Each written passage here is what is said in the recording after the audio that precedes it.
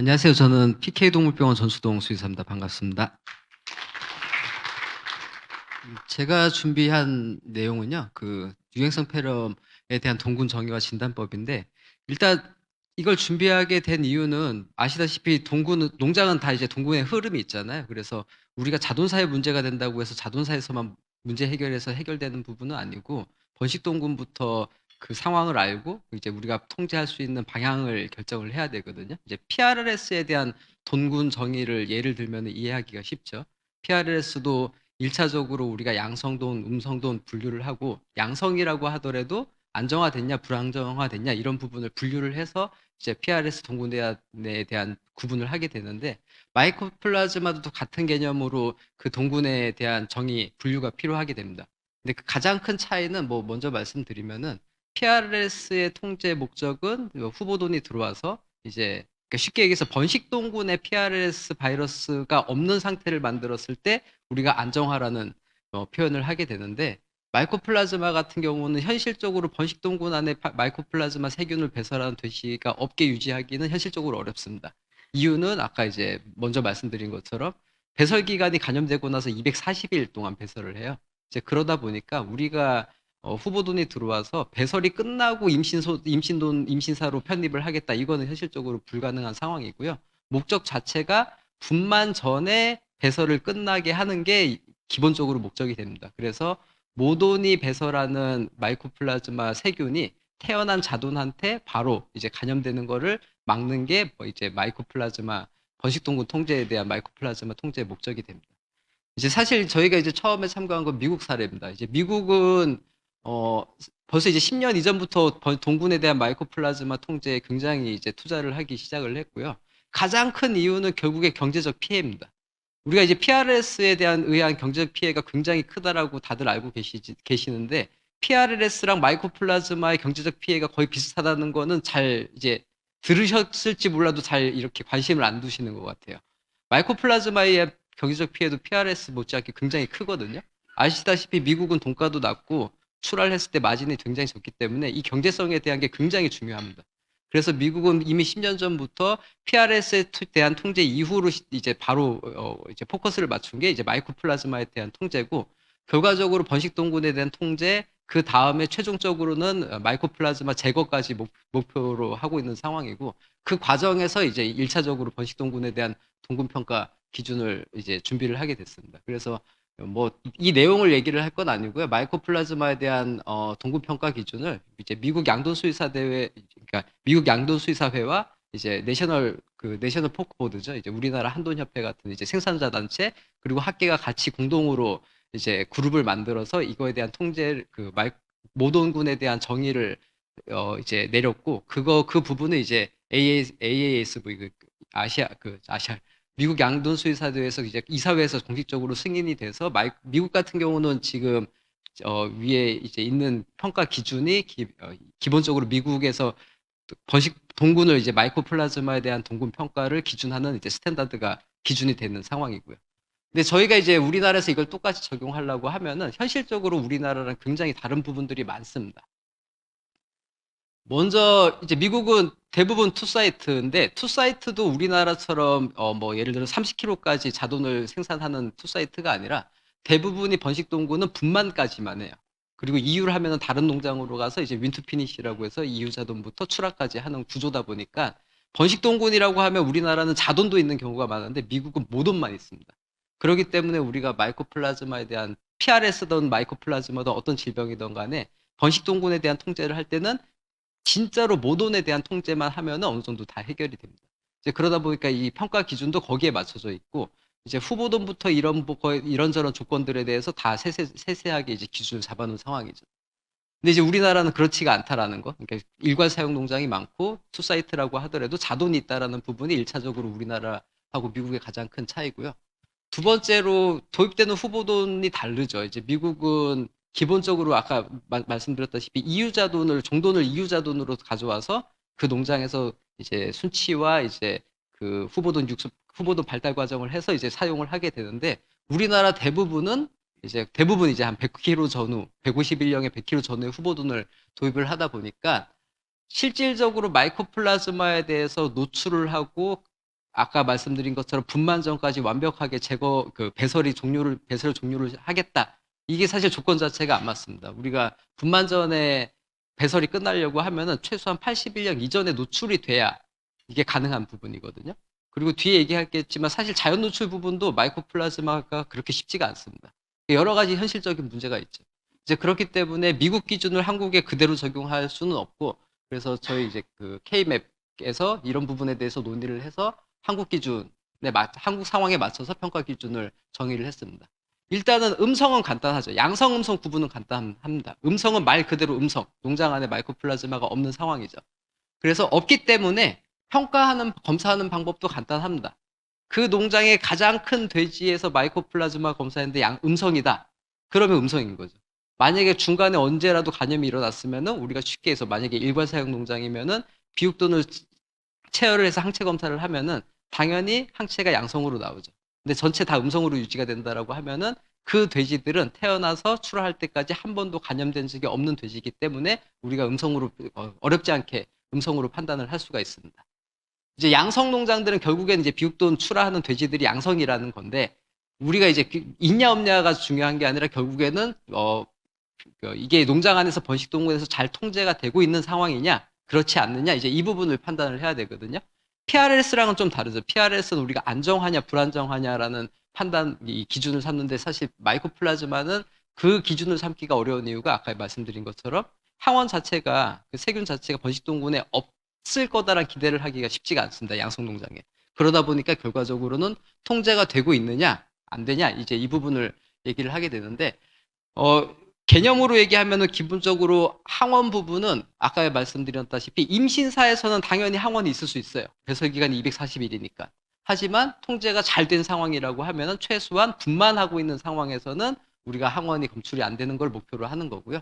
이제 항체는 당연히 이전에 감염됐던 그 결과이기 때문에 항체는 통제됐던 통제되지 않았던 간에 양성이 나올 수가 있습니다. 그래서 검사하는 방법은 우리가 이제 모니터링해서 판단하는 기준은 기본적으로 분만사를 기준으로 하기 때문에 각 세 가지 방법을 이제 저희가 서술을 했어요.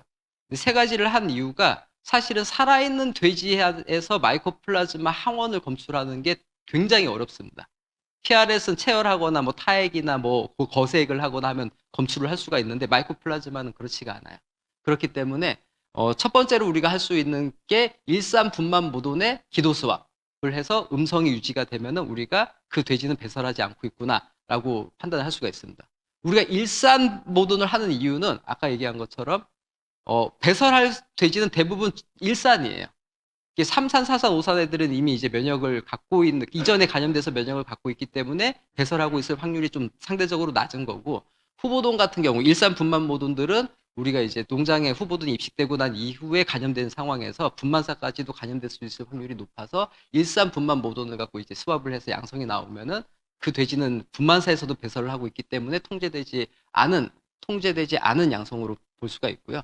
그리고 사실 기도 수압이라는 게 농장의 단위에서 하기가 쉽지가 않거든요. 이제 돼지의 입을 벌리고 그 안에 기도까지 우리가 샘플링하는 면봉을 넣어서 후두덥게 안쪽까지 집어넣어서 검사를 해야 되기 때문에 쉽지가 않습니다.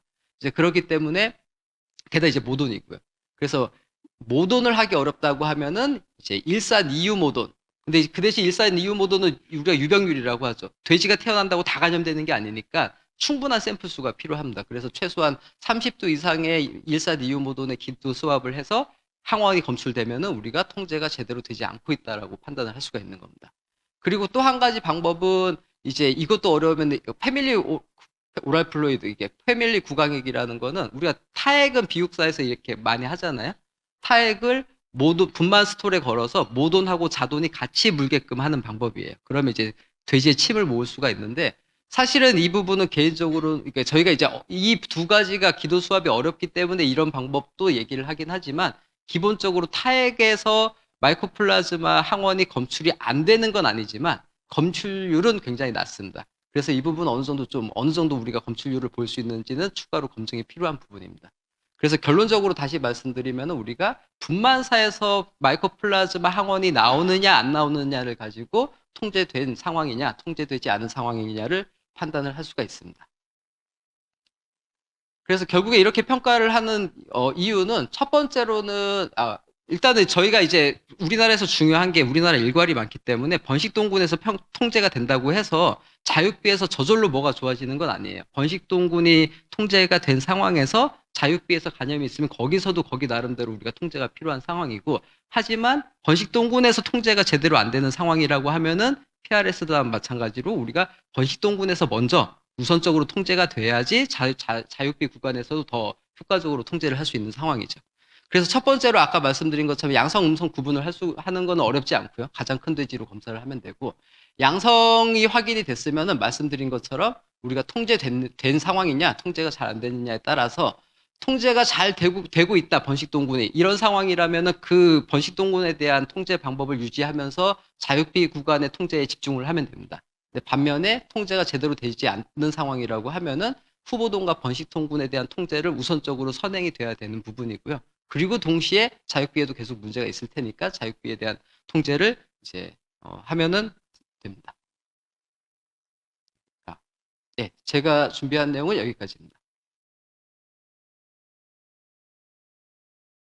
일단은 진단하고 모니터링을 구분을 하셔야 됩니다. 이제 진단은 돼지가 실제로 아프거나 죽었을 때 그 돼지가 뭐 때문에 죽었느냐를 확인하는 게 진단이기 때문에 그 실제 문제되는 구간에서 그 돼지를 가지고 우리가 뭐 폐에서 항원 검사를 하고, 이제 일단 첫 번째로 중요한 거는 우리가 흔하게 이제 PCR 항원을 확인하는 걸 쉽게 생각을 하시는데, 그거는 사실 진단 이전에 뭐냐면 거기에 있다라는 걸 의미해요. 그것 때문에 아프다, 그것 때문에 죽었다는 그 다음 문제고, 첫 번째로는 있다라는 걸 의미를 하기 때문에 우리가 진단을 할 때는 첫 번째로는 마이코플라즈마에 의한 임상 증상이 있어야 되고요. 확인이 돼야 되고, 우리가 이제 패든 이제 우리가 필요한 장기에서 병변도 있어야 되고, 마이코플라즈마에 의한 병변도 있어야 되고, 항원 검사를 했을 때, 여기서 항원 검사를 했을 때 항원이 나오면은 그때 우리가 어느 정도 이 마이코플라즈마에 의해서 문제가 일어나고 있구나라고 이제 우리가 높은 가능성으로 얘기를 할 수가 있고요. 더 확실하게 우리가 진단을 하려고 하면은 결국에 그 장기에서 조직 검사를 통해서 마이코플라즈마에 의한 조직 병변이 확인이 됐을 때 우리가 확실한 진단이라고 얘기할 수 있는 부분이고요. 그리고 이제 모니터링은 뭐냐면은 쉽게 해서 그런 거죠. 돼지가 아프지 않음에도 눈에 띄게 임상 증상이 없음에도 불구하고 마이코플라즈마의 영향을 받고 있는 상황일 수가 있거든요.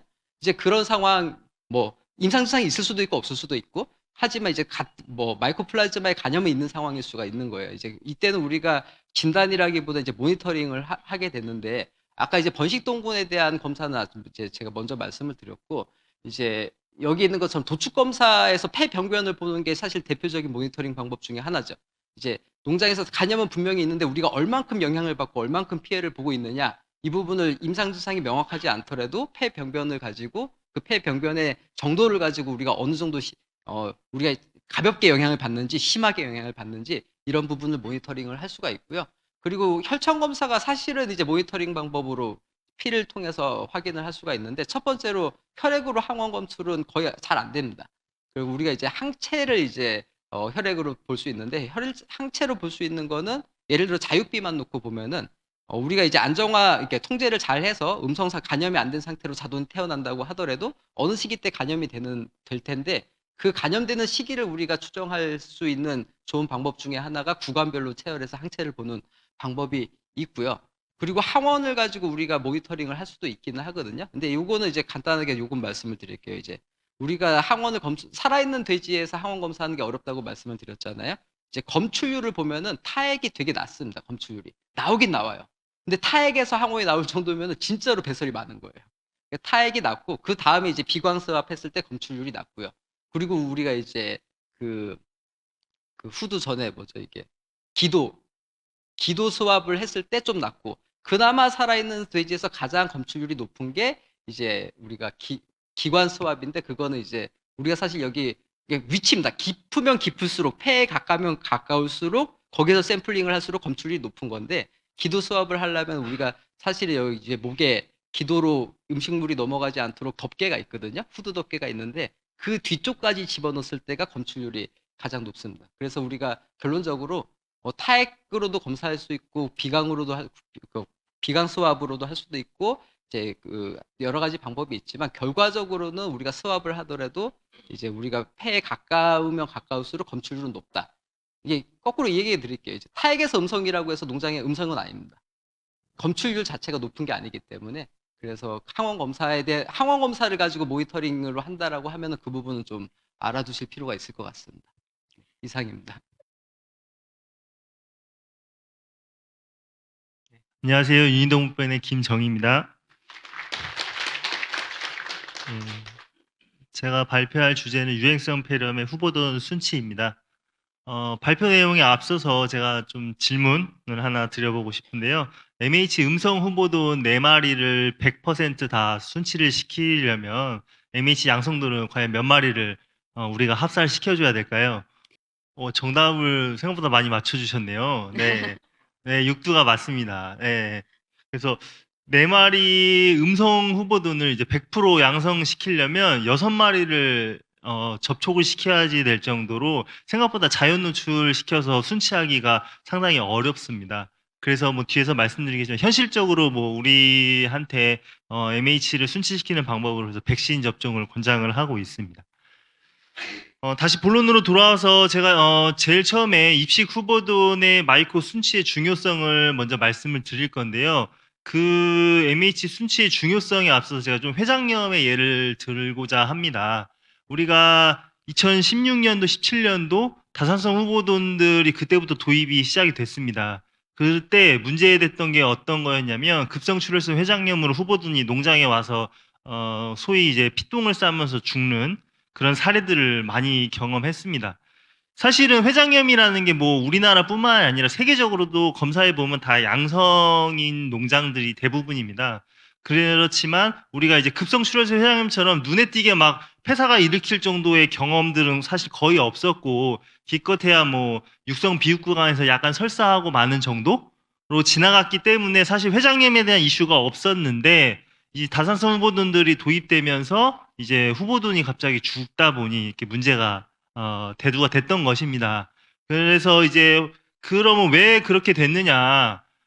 다산성 후보군들이 사실 산자수나 이런 여러 가지 개량도 됐지만 면역적으로도 굉장히 고위생동군이 되다 보면서 회장염에 대한 이제 항체가 음성이거나 음성 수준에 굉장히 가까운 이제 되게 수치가 낮은 양성의 후보군들을 공급을 했어요, 종돈 회사들이. 그래서 이 후보군들이 농장에 들어와서 감염이 되니 면역이 없는 상태에서 폭발적으로 임상 증상이 나타나면서 농장에서 이제 급성출혈성 회장염의 이슈들을 문제 제기를 했었던 것인데요. 제가 갑자기 왜 이 회장염 이야기를 하느냐? 실제로 현재 MH 음성 후보군 도입을 종돈 회사들이 굉장히 공급을 증가를 하고 있습니다. 그래서 이 회장염 문제가 과거에 안 됐다가 됐던 것처럼 아마도 MH 음성 후보군 도입이 증가함에 따라서 이런 MH 문제점이 발생할 것이라고 예상이 돼서 한번 회장염에 대한 이야기로 MH의 순치의 중요성을 좀 먼저 이야기를 드렸습니다. 그래서 MH 음성 후보군의 순치가 제대로 안 되게 되면 후보군이 한 2에서 3주 정도 기침을 멈추지가 않습니다. 그럼 당연히 이제 호흡기 증상을 달게 되면 사료 섭취량도 떨어지게 되고요. 당연히 이제 그렇게 사료를 안 먹으면 일당 증체량 떨어지고 초발정이 늘어지면서 발정이 지연돼서 초교배 일령도 떨어져서 궁극적으로는 농장에 이제 번식 성적에 영향을 미치는 그런 문제를 발생시키게 됩니다. 또 이제 이 후보군들이 감염이 늦게 되면서 기존에 문제가 안 된 경산돈한테 수평 감염도 일으키고 분만하고 나서 포유자돈의 수직 감염을 유발하는 그런 문제점들이 있어서 MH 순치는 굉장히 중요합니다. 그래서 MH 음성돈을 4마리를 감염시키기 위해서 아까 퀴즈에서도 말씀드린 것처럼 양성돈 6마리를 필요할 정도로 자연 노출시키는 게 상당히 좀 쉽지 않다라는 것을 말씀을 드립니다. 그래서 상황별로 순치 전략을 크게 4가지 상황으로 말씀을 드릴 건데요. 먼저 이제 MH 음성 농장에서 MH 음성 후보돈을 받는 거. 사실은 PRRS 음성 농장에서 PRRS 음성 후보돈 받는 거랑 똑같이 이런 농장들은 별다른 순치는 필요는 없습니다. 그래서 그냥 후보돈 받아서 사육시켜서 교배하면 되는 건데요. 이제 두 번째 말씀드릴 농장이 아마 앞으로 굉장히 많아질 거라고 생각이 됩니다. 그래서 우리 농장은 MH가 양성이지만 MH 음성 후보돈을 받았을 때 이런 농장들이 앞으로 늘어날 건데 아까 앞에 연자분들이 말씀드린 것처럼 미국 같은 경우는 뭐 71령, 30kg대 자동 갖고 와서 충분히 배설 기간을 거쳐서 크게 문제가 안 되는데 우리는 대부분의 종돈 회사들이 뭐 150에서 161령, 뭐 키로수로 하면 90에서 100kg에 들어오다 보니 사실 순치 기간이 상당히 짧습니다. 그래서 현실적으로는 최대한 빨리 입식하고 나서 최대한 뭐 한 달 이내에 최대한 빨리 감염을 시켜서 순치를 노출시키는 것이 방법인데 이마저도 아까 말씀드린 대로 자연 노출만으로는 조금 한계가 있습니다. 세 번째 상황은 이제 양성 농장에서 양성 후보돈, MH 양성 후보돈을 받는 건데 PRS랑 마찬가지로 사실 PRS도 양성 농장에서 양성 후보돈 받으라고 하지 않잖아요. 그런 원리로 생각하시면 됩니다. 그래서 되도록 같은 이제 프로그램은 똑같지만 실제로 이제 음성 후보돈을 받는 것을 권장을 드립니다. 마지막으로 제일 해서는 안 되는 건 우리 농장이 MH 음성인데 양성 후보돈을 받는 거는 절대로 해서는 안 됩니다. 이제 마지막으로 이제 국내 우리나라 상황에 맞게 현실적인 그러면 MH 순치 전략에 대해서 말씀을 드릴 건데요. MH 음성 농장은 그대로 그냥 음성을 유지해서 특별한 순치를 할 필요는 없고요. 그다음에 이제 통제된 양성 농장에서는 MH 음성 후보돈 도입을 권장을 합니다. 아까도 잠깐 계속 말씀드렸지만 PRS 양성 농장이지만 PRS 음성 후보돈 받으라고 하는 것과 똑같은 이치라고 보시면 되고요. 우리가 이제 후보돈들의 순치 기간이 미국만 그렇게 길지 못하기 때문에 최대한 배설을 분만하고 소유자들한테 수직 감염이 안 되게끔 하기 위해서 되도록이면 후보돈한테 순치 기간에 2번 백신을 접종을 하고 그리고 마지막으로 이제 분만하기 전에 한 6주 전에 한 번 더 백신을 하는 것을 권장을 드립니다. 백신뿐만이 아니라 교배사에 들어가기 전이나 분만사에 들어가기 전에 그 MH에 유효한 항생제인 마크로라이드 항생제 계열을 투약하는 것을 권장을 합니다. 세 번째 이제 마지막 통제되지 않은 양성의 농장도 사실은 두 번째 방금 말씀드린 방법과 동일하게 후보돈의 순치 기간에 2번 백신해 주시고 분만사 들어가기 6주 전에 한 번 백신해서 총 3번 백신과 유효 항생제 마크로라이드 항생제를 투약을 통해서 우리가 최대한 후보돈을 순치를 시키고 그리고 분만 후 이후에 포유자돈의 수직 감염을 차단하는 방법으로 우리가 MH 순치 전략을 우리나라에 맞게끔 한번 제시를 해드립니다. 제 발표는 이것으로 마치겠습니다.